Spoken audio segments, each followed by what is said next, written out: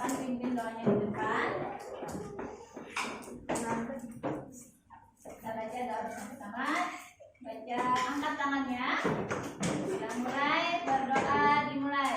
Bismillahirrahmanirrahim. Raditu billahi rahman wa bil Islam dinan wa bil Muhammadin nabiyyan wa rasulan. Rabbi zidni ilma warzuqni fahma. Allahumma ighfirli wa liwalidayya warhamhuma kama rabbayani shaghira. Walhamdulillahi rabbil alamin. Setelah kita membaca doa bersama-sama, Ibu mau mengabsen kehadirannya dulu ya. Rois Atia, Kristiania Linda, Muhammad Nuriski,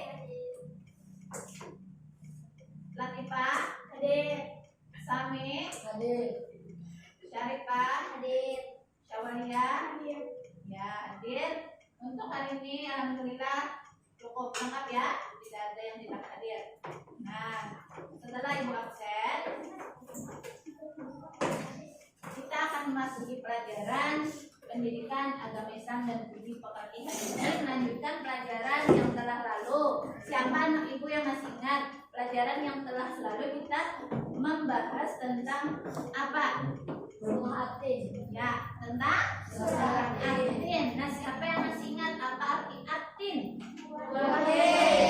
Dengan Atin artinya buah. Kemudian surah Atin itu berapa jumlah ayatnya? 8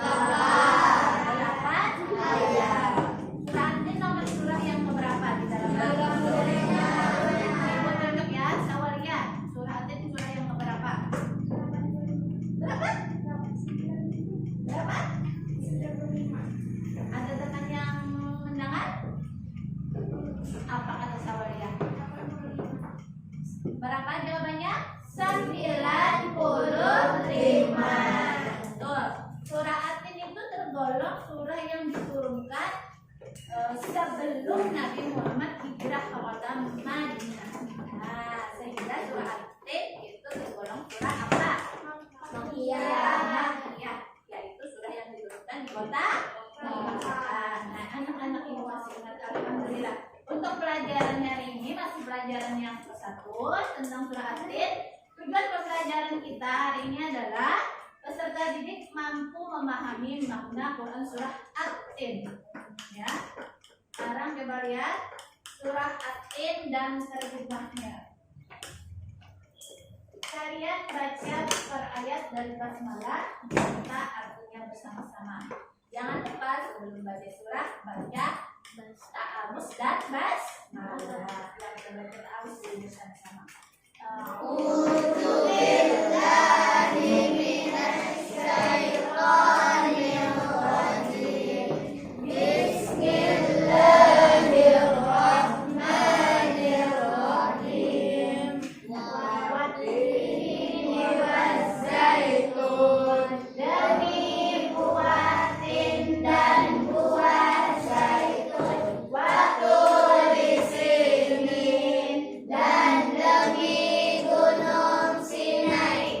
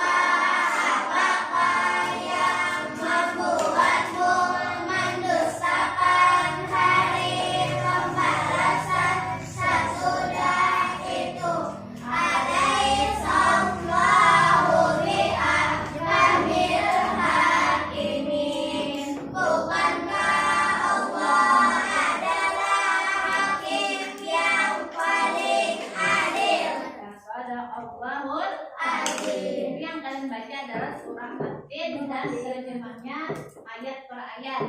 Nah, sekarang kita akan belajar kandungan dari Quran surah At-Tin dari ayat pertama sampai ayat yang ke-8. Aku akan menjelaskan ayat yang pertama.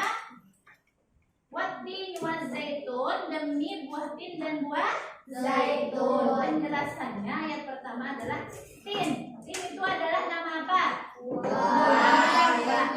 Tin adalah buah yang enak dan lembut serta cepat dicerna.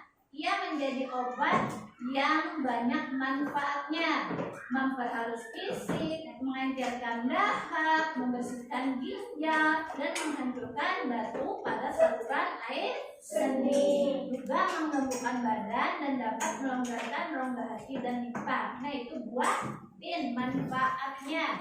Nah, kalau untuk buah tin ini tidak biasa tumbuh di daerah Indonesia ya, cuma di daerah Mekah, Madinah. Nah, ada buah tin pegunungan, buahnya di sana. Kemudian masih ayat yang pertama, buah zaitun. Buah zaitun adalah buah yang memiliki keistimewaan karena kandungan minyaknya yang berlimpah, sehingga dapat dipergunakan di daerah yang kurang memiliki minyak. Nah, anak-anak, untuk buah tin dan buah zaitun itu gambarannya seperti ini. Ada di buku kalian halaman 7. Nah, buah tin, buah zaitun. Nah, mungkin tidak biasa kita temukan di Indonesia ya.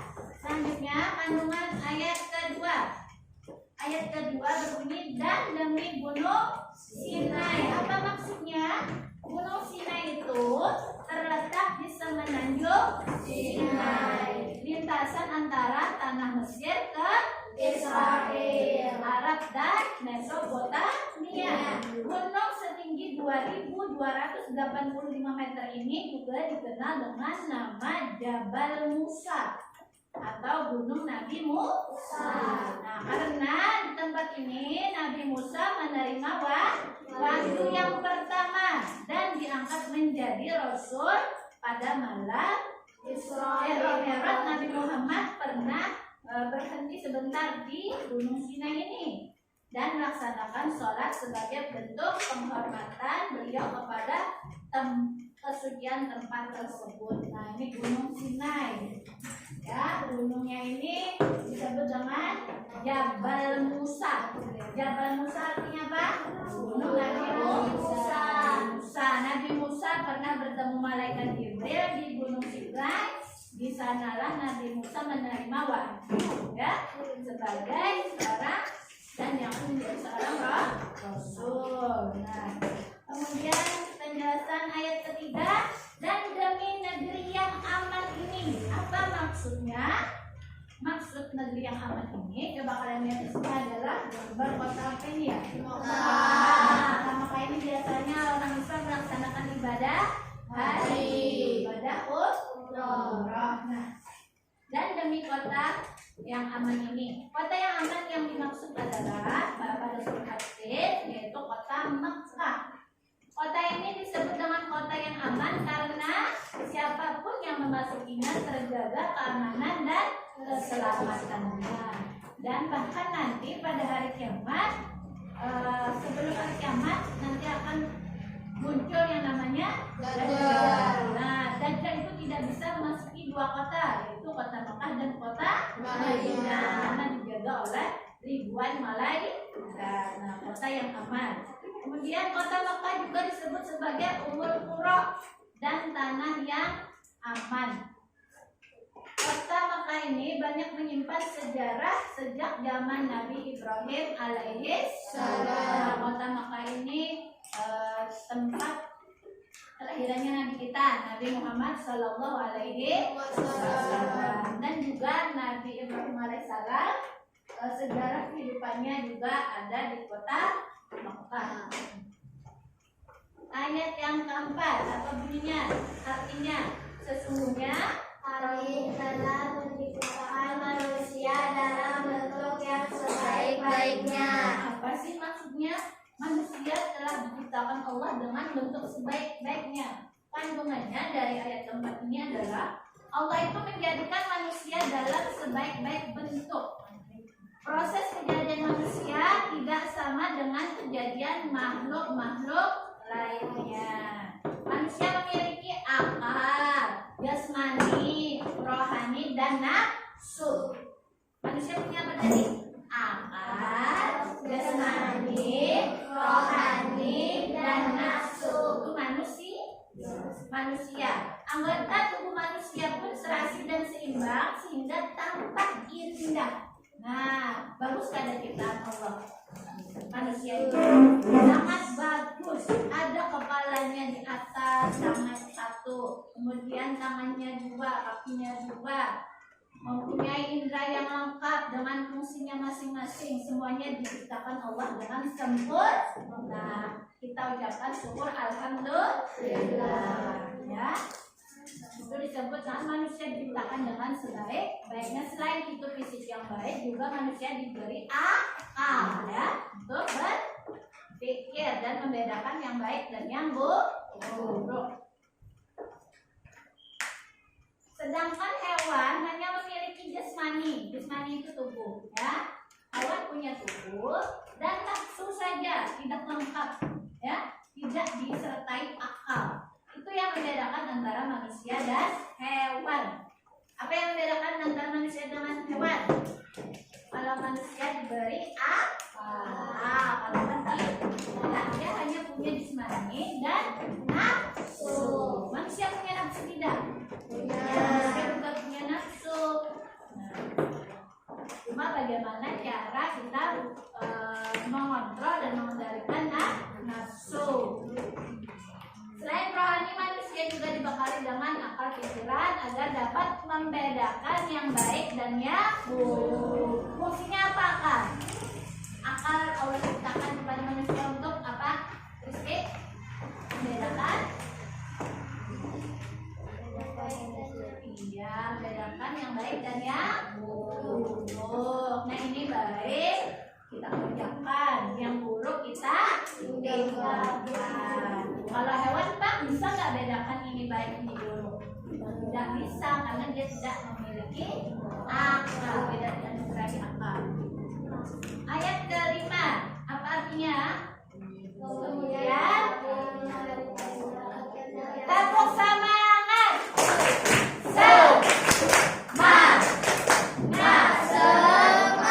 Semuanya tolong ya, aktif lebih aktif semuanya. Perhatikan ayat terjemah yang kelima. Kemudian kami mengembalikannya ke tingkat yang serendah-rendahnya. Nah, kemudian kami mengembalikannya ke tempat yang serendah-rendahnya. Awalnya tadi manusia diciptakan dengan sebaik-baiknya. Ya, kenapa jadi manusia diturunkan derajatnya serendah-rendahnya oleh Allah? Penjelasannya ada pada ayat 5. Allah Subhanahu wa taala mengingatkan manusia, sekalipun mereka sempurna, tetapi dapat turun derajatnya menjadi hina. Karena apa? Pengetahuan, sikap, dan perilakunya apabila telah keluar dari aturan yang telah ditetapkan oleh Allah Subhanahu wa taala melalui Rasulnya, maka orang tersebut derajatnya jadi hina. Apabila manusia ini hanya mengandalkan nafsunya, tidak menggunakan akalnya untuk membedakan ini boleh dilakukan atau tidak boleh dilakukan, ini baik atau ini buruk, kemudian ini benar atau salah. Nah, jadi manusia bisa derajatnya apa? Derajatnya akan turun serendah-rendahnya apabila dia hanya menggunakan hawa nafsunya saja. Ayat yang terakhir, silakan baca terjemahnya. Maka Allah adalah hakim yang paling adil. Ya, bukankah Allah hakim yang paling adil? Maksudnya adalah Allah Subhanahu wa taala Maha mengetahui. Sebagus-bagus pencipta dan pengatur segala urusan, Allah Subhanahu wa taala memberi keputusan atas segala persoalan. Tiada perbuatan walau sedetik atom yang dapat terlepas dari pengadilannya. Pengadilan Allah Subhanahu wa taala sebaik-baik pembuat keputusan. Nah, jadi amal kita itu meskipun sekecil atom akan ada hitungannya di akhirat. Tahu nggak atom? Nah, atom itu adalah unsur yang paling kecil sekali. Ibaratnya kalau kita punya batu kapur ya, tahu batu kapur nggak? Nah, batu kapur itu kita gosok kemudian jadi debu, butiran debunya itu kan kecil. Nah, unsur yang paling kecilnya itu namanya atom. Sekecil apapun perbuatan kita yang kita lakukan di dunia, maka akan ada konsekuensinya, akan ada ganjarannya. Ya? Jadi kalau kita tak tahu itu perbuatan dosa, maka tidak kita lakukan. Kalau kita tahu itu perbuatan maksiat, maka kita tidak lakukan karena kita ingat sekecil apapun dosa kita pasti akan dihitung oleh Allah Subhanahu wa taala. Begitu pula sebaliknya, amal baik, amal soleh juga akan ada ganjaran pahalanya sekecil apapun. Bahkan apabila misalnya kita di jalan ketemu sama duri atau paku di jalan, kita lagi jalan, lihat duri atau paku di jalan, karena kita orang yang beriman, maka tergeraklah hati kita mengambilnya dan membuangnya ke tempat yang lebih aman. Nah, jangan sampai ada orang yang tertusuk duri atau paku yang ada di jalan. Nah, sebab kita tadi itu perbuatan yang mulia apa tidak? Iya. Nah, perbuatan kita mengambil paku, mengambil duri yang di jalan tadi sehingga orang lain tidak celaka, maka itu adalah perbuatan yang baik, yang mana pasti akan ada pahalanya, akan ada ganjarannya dari Allah. Meskipun kita menganggap itu hal yang sangat kecil, ya, itu ada pahalanya aja. Itu menunjukkan orang itu beriman. Nah, kemudian Allah Subhanahu wa taala telah menyiapkan kenikmatan bagi orang-orang yang menjalankan syariatnya. Nah, demikianlah penjelasan tentang isi kandungan Quran surah At-Tin. Nah, sekarang kita tepuk At-Tin dulu ya sebagai ice breaking-nya ya. 1, 2, 3. Tepuk At-Tin. Nama surah At-Tin. Artinya dua tin. Jumlahnya 8 ayat. Nama surah 95. Diturunkan di Mekah. Tergolong Makkiyah. Ya, selanjutnya tugas yang akan dibagikan yaitu kalian dibagi beberapa kelompok untuk menuliskan masing-masing isi kandungan dari surah At-Tin, kandungan ayat pertama sampai ayat ke-8. Nanti kalian presentasikan di depan, yang ibu suruh maju ke depan membacakan hasil dengan teman-temannya ya. Kalian bisa lihat di buku paket penulisan atau tulisan dan di teman-teman lihat di sana ayat kandungannya.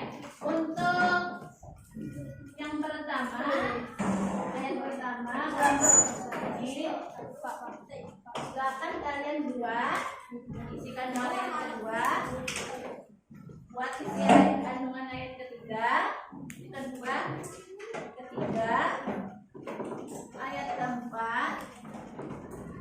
Ya, waktunya sudah selesai. Karena ibu minta yang pertama, siapa kelompok 1 yang membacakan kandungan dari surat ayat pertama kamu di depan.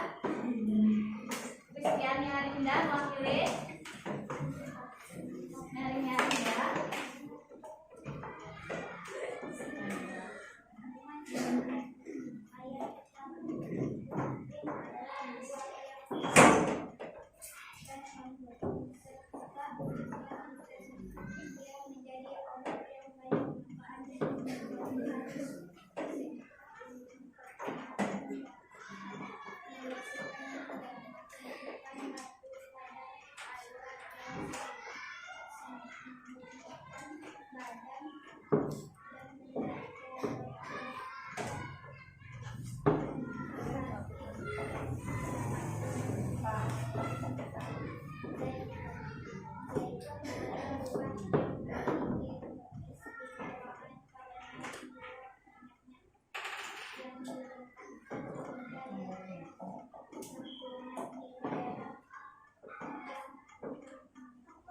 Ya, tepuk tangan buat tulisnya nih, Rina.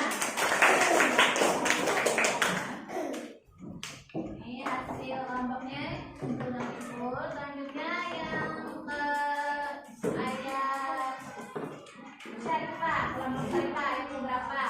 Ya, ayat kelima. Jangan dulu nyari-nyari ya. Penjelasan kandungan surah An-Nil ayat yang kelima. Ayat ke-5. Allah Subhanahu wa taala mengingatkan manusia sekalipun mereka sempurna, tetapi tidak pasti menjadinya menjadi guna karena pengetahuan. Jika perilaku adalah selalu dari jalan yang telah ditentukan oleh Allah SWT sebagai rasulnya. Ya, teman Mas Syarifah.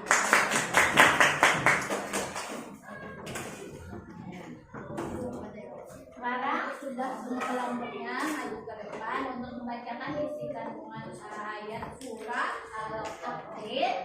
Untuk itu kita akhiri pelajaran kita hari ini dengan membaca hamdalah dan surah Al-Qadr. Kita baca doa bersama-sama. Kita mulai baca doa sebelum pulang. Bismillahirrahmanirrahim. Wal asri innal insana lafil khusri illal ladzina amanu wa amilus sholihati wa tawassaw bil haqqi wa tawassaw bis sabri. Rabbana atina fid dunya hasanah wa fil akhirati hasanah wa qina adzabannar walhamdulillahi rabbil alamin. Semoga kegiatan pelajaran kita hari ini bermanfaat dan dapat kita amalkan dalam kehidupan kita sehari-hari. Amin ya rabbal alamin. Ibu tutup dengan baca salam. Wassalamualaikum warahmatullahi wabarakatuh.